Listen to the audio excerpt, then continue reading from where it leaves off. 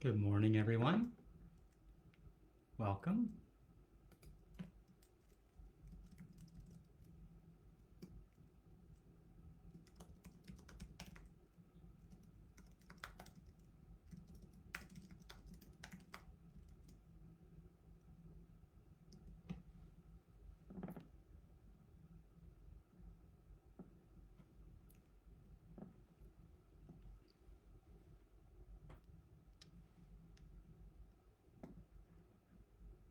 It'll just be a moment before we get started.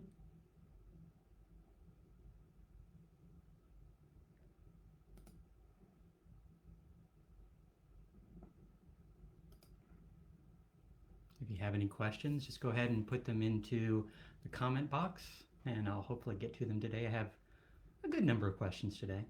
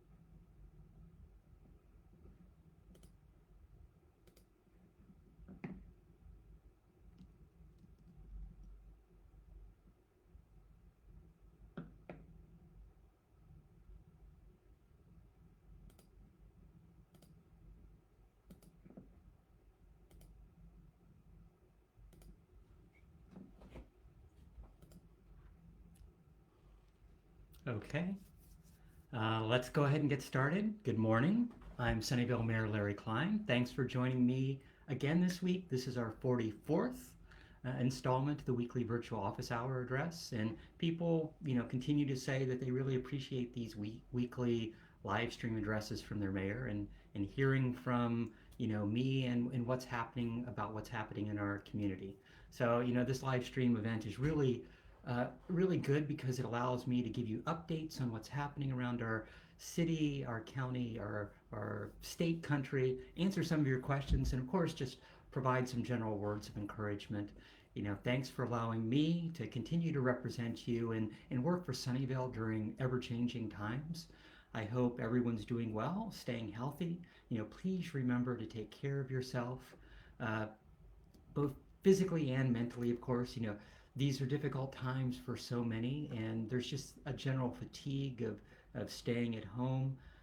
But the surge continues, and whether or not that's from the holiday gatherings over Christmas, over New Year's, but just generally, people there's a lot more cases within the county, within the state. Keep following the county health orders as much as possible. You can do your part to really stop the spread of the virus. Wash your hands, don't touch your face. Reduce the number of people that you're coming in contact with on a daily basis. And if you're out, maintaining a safe social distance. And of course, as always, wear your mask. It does help. It's mandatory.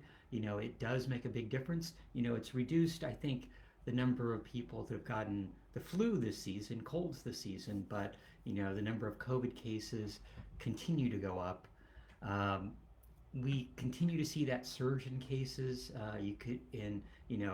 You or someone could be asymptomatic, not showing symptoms, and still be a carrier of the virus and spreading that virus. So, a mask is one of the best things that you can do. So please be safe as much as possible.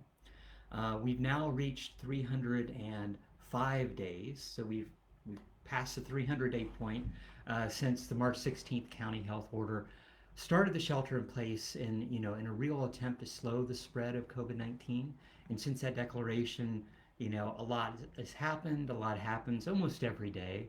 I have press conferences to watch, seminars to attend, conference calls to confer and just advocate in your behalf. And so, it's a busy time, but let's go ahead and talk about what's been happening at the federal, the state, county, city level over the last week or so. So, going back to last week's council meeting, it was mainly a lot of ceremony. It was recognition for the outgoing vice mayor and council members. It was the recognition of the new district council members, as well as the newly elected mayor, myself. And it was a peaceful transfer of power, as people have witnessed this over the last few weeks. There's been some issues with that, and elsewhere around the country. We had the ceremonial oath. So after saying goodbye to the council members who were finishing up their terms, we had the ceremonial oath of office for each of the new district council members and myself. It was more of a feel-good evening to a large degree, because it's for one thing, it's good to see. And if we had been in person, I think it would have been a lot better. In past, it's the swearing in, and I was lucky to have past president. She was just passed on her role this week. President Supervisor Cindy Chavez swear me in, and that was actually a very nice ceremony. And then so we had that for each of our new district council members, as well as a little bit of speech. And then we also, in that evening, we chose our new vice mayor. And so former Mayor Glenn Hendricks will be our vice mayor for 2021, helping me out in however he can. And then we also appointed council members to intergovernmental assignments. So beyond going to council meetings at least twice a month and doing outreach within the community, we're liaisons. Council members are also liaisons to all of our boards and commissions. So that's a rotating position that every 6 months we move to a different commission within the city. And then we also go to represent the city in other governmental committees, agencies around the county. So it's the Valley Water, it's the Caltrain board, or Caltrain Policy Advisors Board, the different sub VTA board and subcommittees. So we spread those duties amongst the different council members. And then we also chose that evening the seating assignment for hopefully sometime when we're back on the dais later this year. So that was last Tuesday. And then last Wednesday, most of us were watching TV a lot of that day, watching what was happening at our at our U.S. Capitol. And I was shocked, like so many people, to see people storming the Congress. I just couldn't believe that could actually happen in our country. I know that there are lots of protests, and sometimes things get out of hand, but to actually have that at the U.S. Capitol just was shocking. And so I'm happy to see that there have been arrests for those that breached the entrance and caused mayhem within Congress. Luckily, the election was finally finished, and the Electoral College votes were finally approved by Congress. So that transfer went forward. The inauguration will be happening next week. So hopefully all that is now clean, and but definitely there's been lots of threats of violence at different state capitals, and then there's been pretty much a lockdown around where the inauguration will be happening next week. Last Wednesday, Santa Clara County health officials also gave basically a sobering picture during a press conference about the Valley's ambulance system. And the pressures of the pandemic have gotten worse and worse. And so the healthcare system has basically been inundated with a number of patients. This also includes, the 911 system, and it's been basically impacting the response times as far as ambulances are concerned. You know, the county has less beds available for the transition of people from ambulances to the emergency rooms, and what that really means is, you know, ambulances are currently waiting at hospitals as opposed to being out on call. So normally they would get to the hospital, unload their patients, and move on. Because of those continued delays, sometimes I've heard as worse as 8 hours before they could actually be transferred in.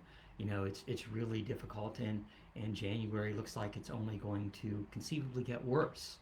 And so whether or not this is the effect of holiday travel or other gatherings, we're not really sure, but they actually, warn people that don't call 911 unless it's really an emergency. That being said, if people are sick, if people, and this is the other thing, that sometimes when people think that they might have COVID, they're staying at home and trying to write it out, and by the time they contact or go to the hospital to find out whether or not they have COVID, they are far worse than they might have been if they'd seen a doctor earlier. So please take care of yourself as much as possible. And it's very difficult times for many, our healthcare workers included. On Friday, the Bay Area stay-at-home order was scheduled to end, and of course the state ended up extending that order indefinitely. They also issued a travel advisory that residents should avoid, traveling more than 120 miles from their home, except for essential reasons. And then if they're returning to the state, people need to quarantine for 10 days. So that was finally put into an actual notice from the state. It had been kind of a guideline, and they declared that a little bit clearer.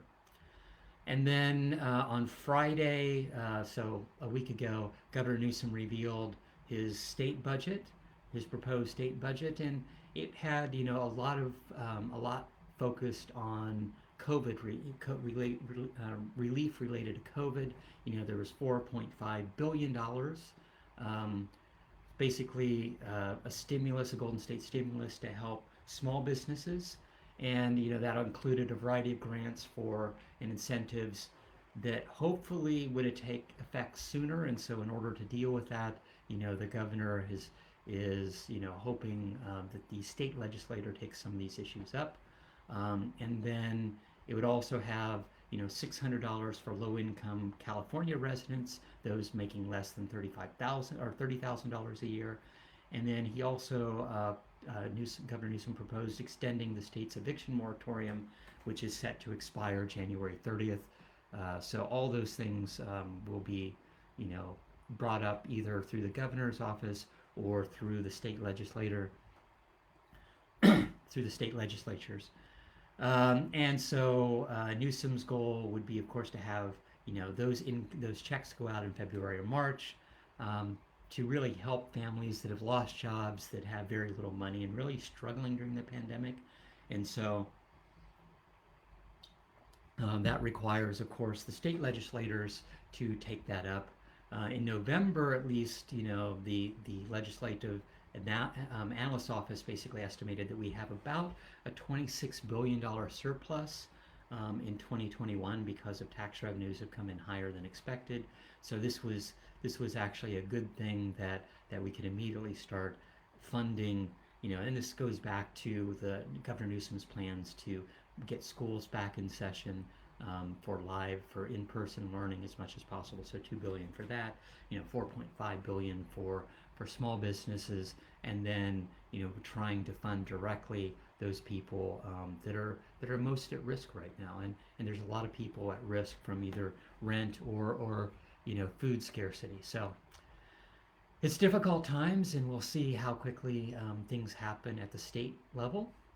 And then on Monday, Governor Newsom of this week, Governor Newsom had his weekly press conference, and his big focus was on vaccinations because a lot of people have been frustrated about the slow rollout of the Pfizer and the Moderna vaccines. You know, the state has received 2.4 million doses, and as of I think last Sunday, there'd only been about 780,000 of those administered. So Newsom basically said, the state is working to get out, to get to that million dose level by this weekend, so by tomorrow.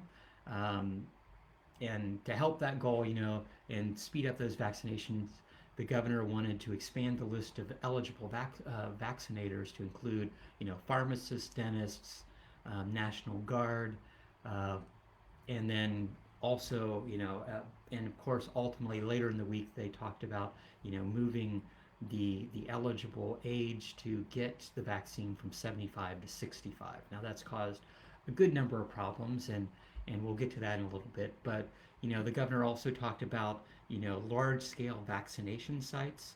So Dodger Stadium, Petco Park in San Diego, Cal Expo in Sacramento would all be opening up vaccination locations by the end of the week. The 49ers have offered up Levi Stadium, so that's good. So hopefully, that will be a location.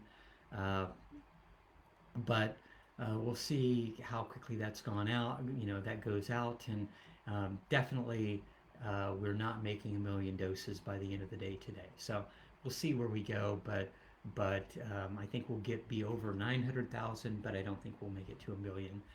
The governor also announced, the Bay Area ICUs are, of course, nearly full, and, San Joaquin Valley, Southern California regions are still at 0%.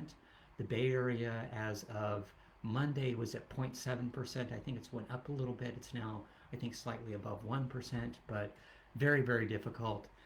Northern California is way up at 35%, and, Sacramento is about at 9.7%. So, uh, and so that was Monday, and actually yesterday, the state surprisingly announced that Greater Sacramento would move out of the regional restriction into the purple tier, and so even though they're sitting at 9.7 ICU, they estimated that their ICU availability in 3 weeks would be at 19%, so above that 15%.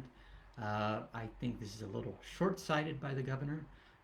I don't think that allowing outdoor dining immediately, although I think it's a good thing. If that's I don't think that there will be at 19% in 3 weeks. Maybe I'll be proven wrong, but I do think that there wasn't enough kind of uptick for the governor to go ahead and perform that, the state to make that move so quickly. It was 7% a week ago, and it's 9% this week. I don't think that they should have done that, or I think outdoor dining is lower risk at the end of the day. And if they're going to do the regional lockdown, they should be allowing that in more places. But I'm not at the state level, so I can't make those decisions. And then also on Monday evening, our planning commission, Sunnyvale Planning Commission, approved the south end of Block 3. And so that is, uh, basically the housing. So what they've done is the Macy's block where Redwood Square is, they split it into two halves.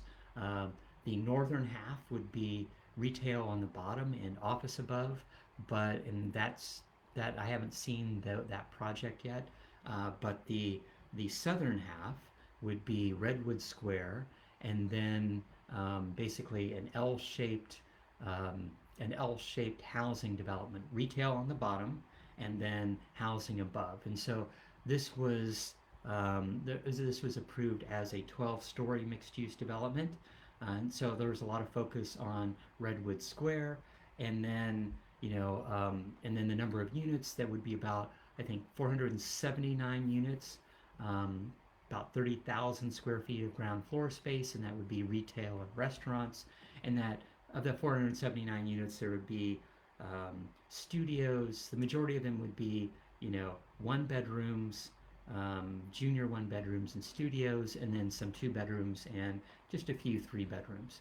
I think 25 three bedrooms, and so from that standpoint, and then there would also be a good number. So 15 or 12.5%, 15% of those, so 53, 56 units would be below market rate. So that would be long-term below market rate rental units. So all those are positive things, basically for people that need affordable units. That's part of that project. So that was positive and from my standpoint. I wasn't completely happy with the architecture, but that the majority of the planning commission was definitely happy with what they saw. So 6 of 7 were approving that. And then on Tuesday, our Santa Clara County health officials painted another grim picture as far as where we stand from a hospital standpoint, and worse yet, the number of people that have died within the county. This week we passed over 1,000 people, so we're the first county in the Bay Area to surpass 1,000 people who've died related to COVID-19.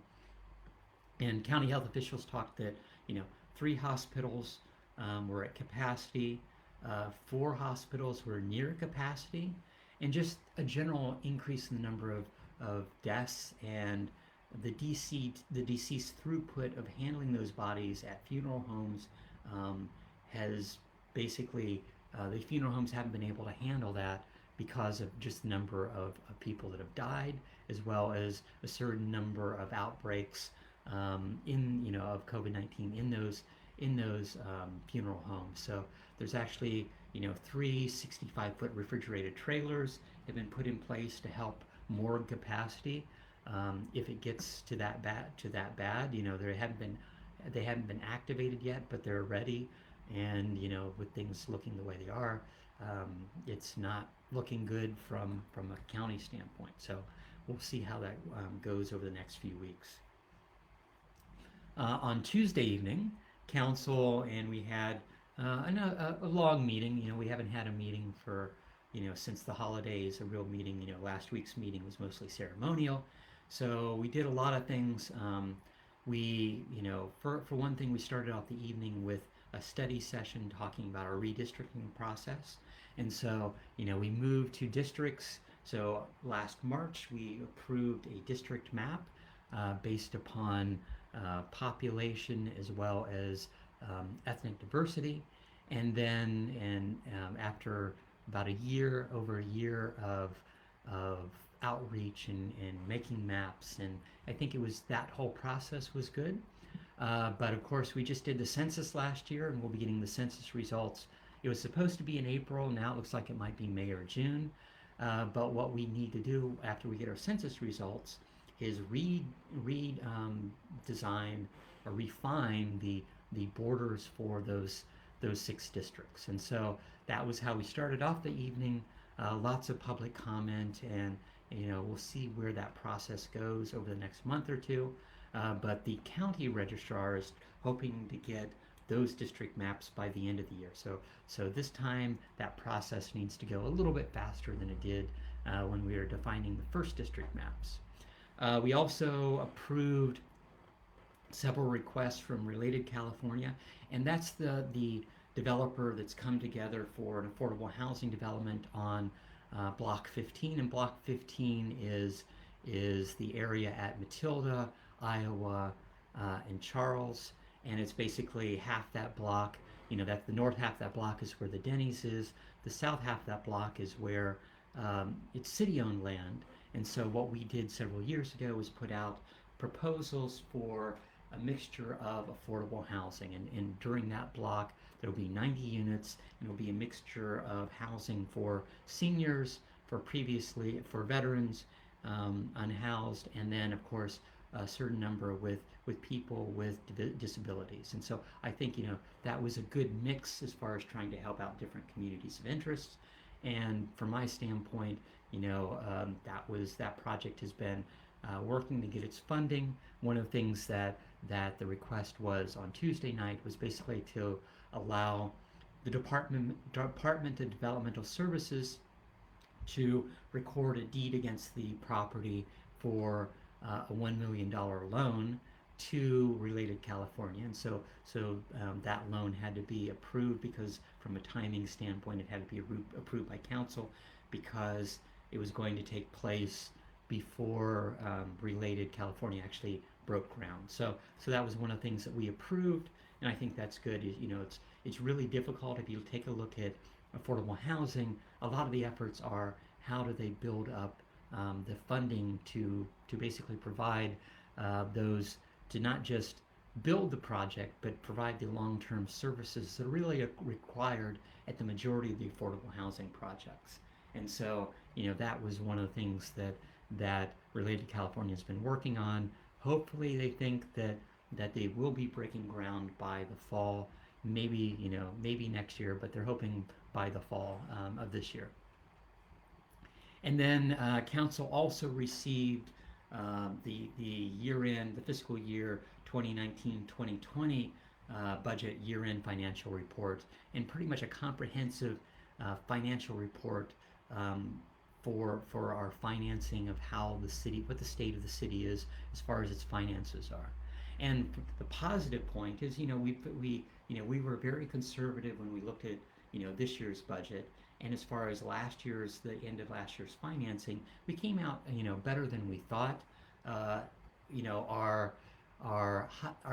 revenues were actually higher than estimated when we were setting up that budget, and then our expenditures were a little bit lower than estimated because we shut down certain services.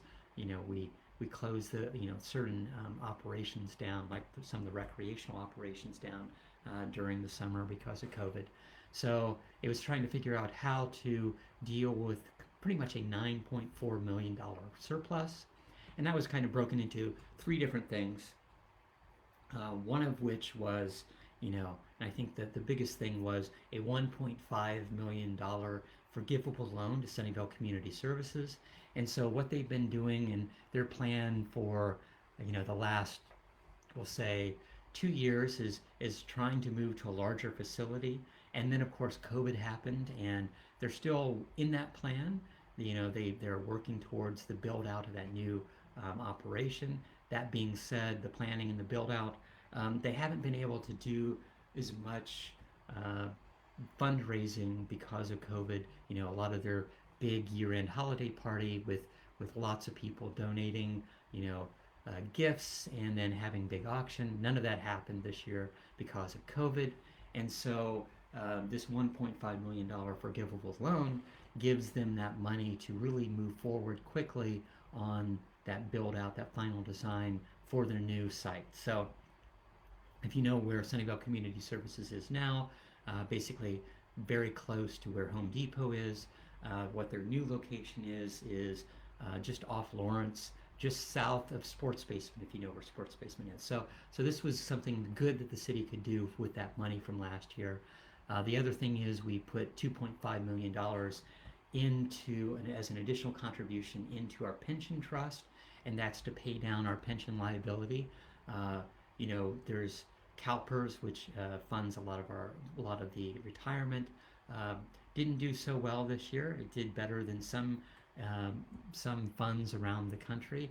But that being said, we've created a pension trust several years ago to make sure that we have enough money to deal with the returns and to get better returns on some of that funds, so that we can pay down our pension liability. And this is the whole thing from a city standpoint of trying to be a good financial steward of our money, and making sure that our retirements, there are cities that have went bankrupt and then not been able to pay the retirement for the employees. So it's critical that we do that. And then the other about $5.8 million we put into the budget stabilization fund, basically to deal with unknowns in the upcoming year. And so and that's that budget stabilization, because of variances from year to year. We're not really sure what's going to happen. Who would have ever guessed that COVID would have happened this year and that it would have affected us, almost a year later? We're still dealing with the effects, and for a good portion of this year, we will still be dealing with those effects and how that affects our budget and our operations. That was an important thing to make sure that we're ready for whatever budgetary issues we ultimately have. And then let's see, on Wednesday of this week, federal and state government basically said that they're moving the age for people to receive the vaccine, revising those guidelines from 75 to 65 and older, getting that vaccine. And it was also, Wednesday was a difficult day because that was also the day we surpassed 1,000 deaths related to COVID. And I know we're all fatigued, but the virus is just not giving up. There's just this rising wave of coronavirus positive rates and number of people, whose health is directly affected, and that will continue for multiple weeks. And so what the federal and state did was basically change those guidelines.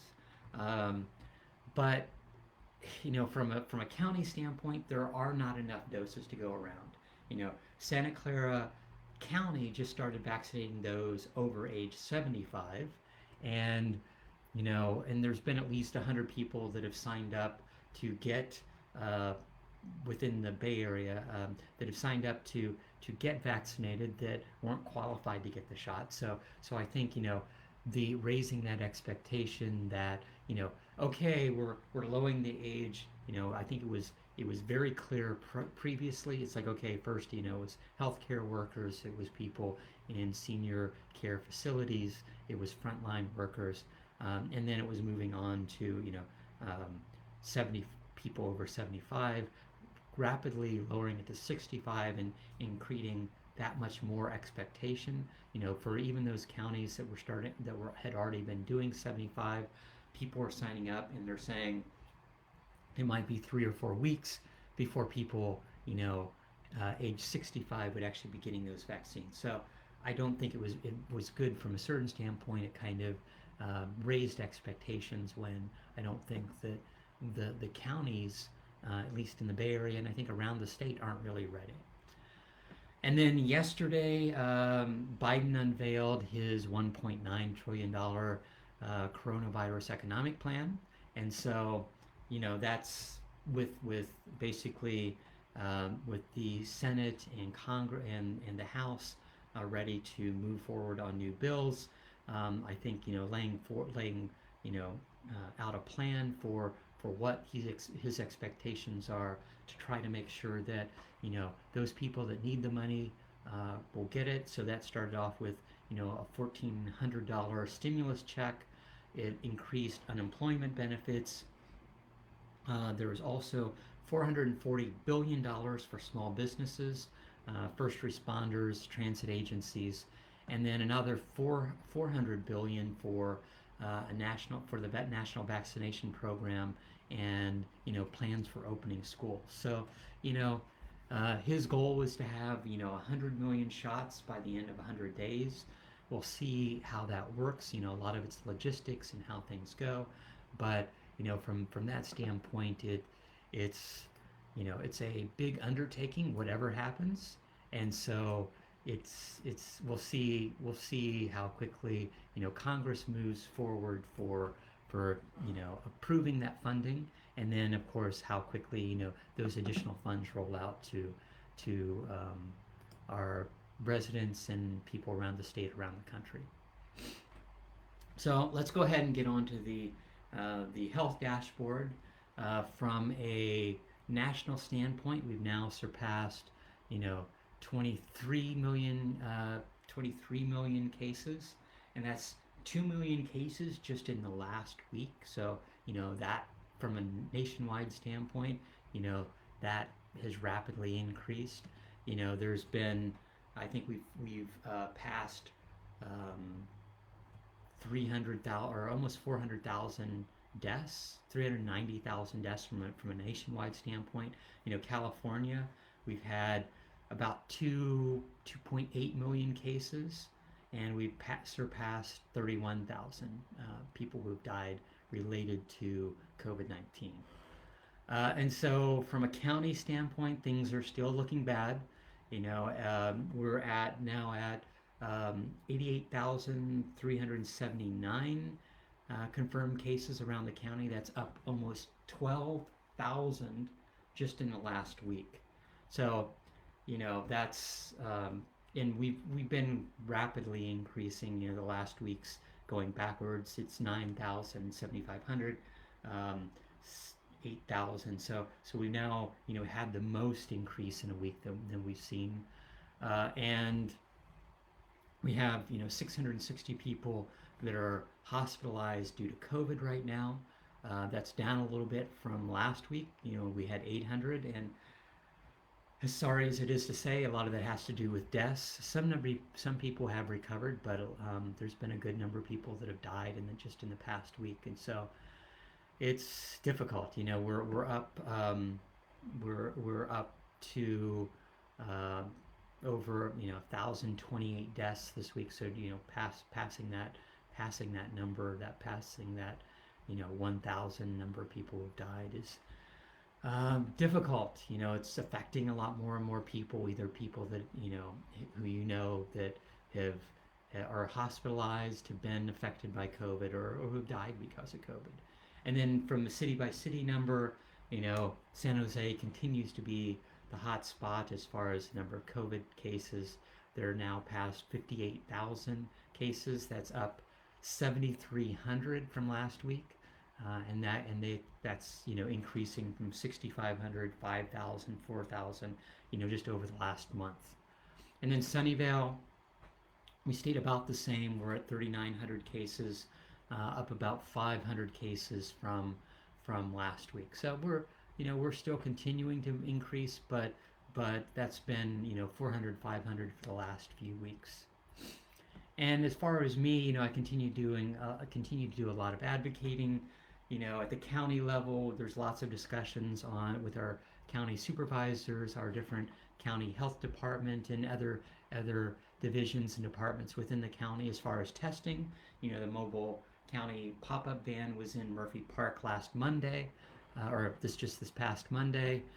They're there the second and fourth Mondays of every month, and they're from 9:30 to 4 p.m. They were completely full as far as cases are concerned, or as far as people reserving their spots. They'll be back here on the 25th, of course. And as for me, I actually went to Santa Clara City Library on Homestead earlier this week to get tested. And so, if you want to get tested, you can always go to sccfreetest.org. For Murphy Park, it opens a week ahead of time, so it'll open up this coming Monday for the 18th for appointments on the 25th. If people want to go close, and El Camino Hospital is doing testing, and if you go to sccfreetest.org, there's locations around the county to get tested. Let's go ahead and get to some upcoming events. So we have a council meeting on January 26th, and it's there's multiple things on the calendar, but not too many. It will be, let's see, one of the big things that I've been happy to finally see come back to us is authorize the city manager to enter into an agreement with our city forest. And this is basically in a certain amount of funding coming from city council for planting trees on private property. So it's trying to roll out more trees within our communities. I know that there's lots of park strips which either trees have died over the years, and there's an effort every Arbor Day to roll out in different communities, in certain neighborhoods, more trees planted by the city. But this is basically done with our city forest, which is a nonprofit that people would put in a certain amount of money, and the city would pay for a certain other portion of that, and then our city forest would come in, plant the tree, and the residents who put in a certain amount of money would then do the long-term upkeep. So that's one of the things on that agenda.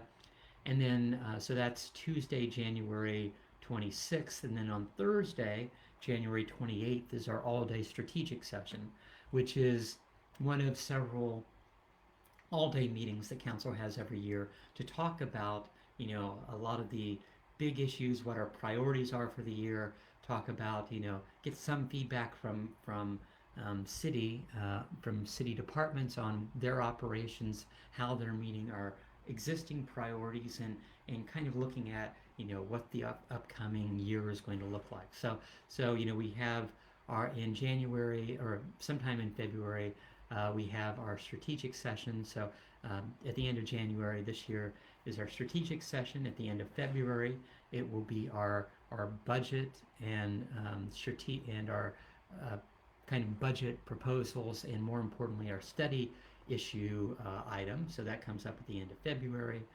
And then, let's see, there's another, and then the final one is actually our final approved budget meeting, which happens in May approximately. And so those are our kind of setting the course for the next fiscal year, so on a year-by-year basis. And then on February, on Monday, February 1st, the next Moffett Park Specific Plan workshop and study session will go on, and that's from 4 to 7 p.m. And this one, we talked about the last one, which was basically on sea level rise and kind of ecology. The next one is on transportation and infrastructure, and so that one, that will be kind of a similar sort of thing. It'll start off with a staff presentation. It'll then have community feedback, and then it'll actually be a council study session at 7 p.m. to give a certain amount of direction to city staff and the consultants on Moffett Park and what we might like to see. Okay, let's go ahead and get to questions.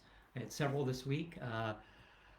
One of which is what's happening with the retail along McKinley. So for those of you who may or may not know, the AT&T and the Xfinity stores are open. So if you have cell phone issues, if you want to buy a cell phone, change your plan, those are now open.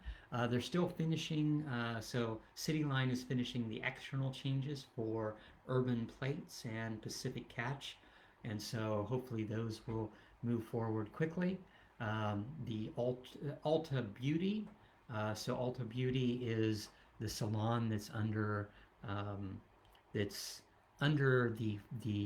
front side of Target, basically facing Redwood Square. So that's moving forward. I think that their plan is to open in April. So in the spring, you'll start seeing a lot of conceivably new operations open within our city. Let's see. Next up, I've had several people ask about the fences around public safety in City Hall, and so we've been, and we talked about this previously, but this is part of the phase one of the Civic Center modernization. Next to public safety, and that whole parking lot that's in front has been closed. For those of you that want to get into public safety, there is the sidewalk does go still to the front doors. You still can get inside if you need to report something, if you need to turn in something lost and found, that's still open. But the parking lot outside has been closed, and that's where there'll be a new addition onto public safety. So there'll be new interrogation rooms, a new kind of open air operation for people to come in, and waiting room in order to speak to a detective. And then there'll also be a new EOC, so basically an emergency operations center on the second floor. So that's moving forward. And then the north half, or the north side of City Hall, that's also been fenced, and they started tearing up the parking lots in that area. making sure that the trees are all safe. So a lot of those trees are actually being moved and relocated within the campus. The annex will ultimately be torn down. That's where you can actually, and you can still turn in your payments and things that the annex isn't closed yet for your water bills and such. But ultimately, that front half will be where the new city hall will end up going. But DPS is still open, so I had several people ask about that. Molly asked, one question on everyone's mind during these trying times is, when is Dunkin' Donuts opening? So I talked about this a few months ago. Yes, Sunnyvale is getting a Dunkin' Donuts. It will be located near Wolf Road, uh, basically close to Wolf Road and El Camino. It's on El Camino, north of the Safeway that's there, near the Panda Express, if you know where Panda Express is. There used to be a Walgreens there. But yeah, definitely people are looking forward to happier times, and donuts make people happy. The Dunkin' Donuts is scheduled to open late February, and there's also in that same little shopping center a Mountain Mike's Pizza, and that is actually supposed to be opening in late January. So only in a few more weeks. At least that was the last plan that I heard. So things are still opening up and moving in Sunnyvale. Darlene asked, something seems to be wrong with the signal timing at a local intersection. I'm afraid for pedestrian safety. What can I do? So the easiest thing to do, and this is a learning situation for a lot of people, is go to Access Sunnyvale. So at the top of the page, if you go to sunnyvale.ca.gov, you'll see a link for open a ticket, Access Sunnyvale, report report an item. This is basically, you open up a ticket. In this case, it would be about a street, tree, or a signal issue, and raise the question. So you enter your information. You can do it anonymously. You can, I always prefer to actually put my name in there, not because I'm the mayor, but just because it's good to know what the ticket closure is going to be. I opened up several tickets this week. There was one of the utility covers in a sidewalk, for cable and telephone, had been cracked, and it was a tripping hazard, and reported it, and within 24 hours it had been closed. They'd actually put a new cover on it, and it was no longer a tripping hazard. So that's always a good thing, and you can report lots of different issues at that site. That's where you report graffiti. It's where you report, you can request for speakers, whatever the case might be. That's something that you can do. And if your sidewalk's cracked, if there's other issues that aren't need immediate action, that's where you should. That's the best place to go. And then you can also track what that actual closure is. Whitney asked, I know some school playgrounds are open, but Ellis Elementary School was not. We'd love to utilize the space and enjoy what was open previously. So I don't know and from my standpoint, so I contacted city staff. This was a decision made by the school district, and so they've reached out to the school district to figure out why Ellis and Vargas and a few other school grounds. So there's playgrounds, and then there's the fields next to them that have been closed. And so we're trying to get closure on why they were closed, and hopefully get them reopened. So hopefully within the next few weeks we'll see where that goes as far as that's concerned. Good morning, Mayor Klein. Are we the largest county? No, we're not the largest county, but we are. I think we're one of the most populous counties in the state. LA County is, I think, definitely the most populous because it's a city and a county, and definitely that is where from a population standpoint the most. I think we are the most populous county in the Bay Area, though. Someone else. Are the contractors going to leave the main DPS building while leave the main DPS building open, I guess, while they build the addition in front, then tear down the DPS and build a final version. No, this is just an addition onto the front of DPS, so on the north side of that building. Um, Ultimately, there, as far as phase two of the remodernization or the Civic Center modernization, there was a concept to build a new DPS building on along Charles and Iowa. So there'd be phase two of Civic Center modernization was building a new library and a new DPS building. That being said, I think the DPS building is located the best place it can be right now, but the concept was build a new DPS building and tear down the old one.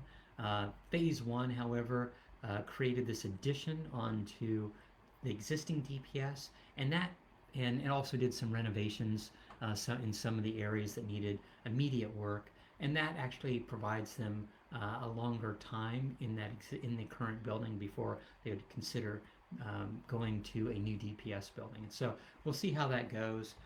One of the things that we've been working forward for a while now is trying to get control of the county courthouse, because ultimately that would be a much better building or a much better location to build a DPS, a new DPS building. But that has all kinds of issues of working through the county as well as working from a state standpoint. So we'll see where that goes.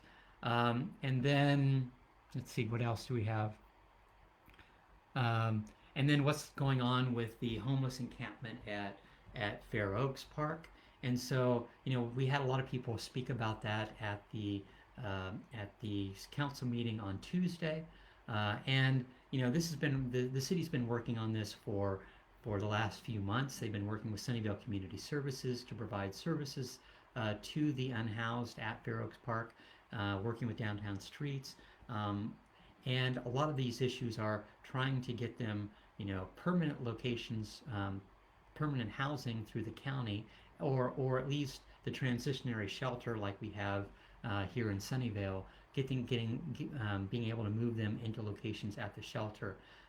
That being said, the county is completely overrun with the amount of work that they have dealing with COVID. And so because they've had to actually reduce the number of people staying in the shelters, and that might change as the vaccines become available, but right now they're actually reduced. So over the last year they actually reduced or increased the number of beds at the shelter, but then because of COVID had to reduce that down. So from that standpoint, it's very difficult.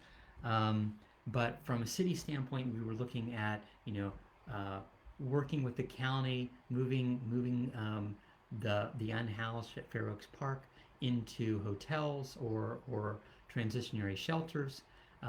But all that, because the county can't help right now, we're looking at other possible nonprofits.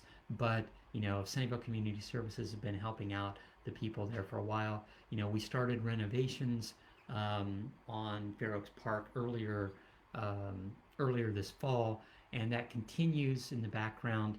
But at some point the construction at that location needs to happen in order for us to move forward with the utilities. And so that there's utilities there, and that's where, in order for us to do the PG&E changes, if it was just that corner of the parking lot or that corner of the park, it'd be fine.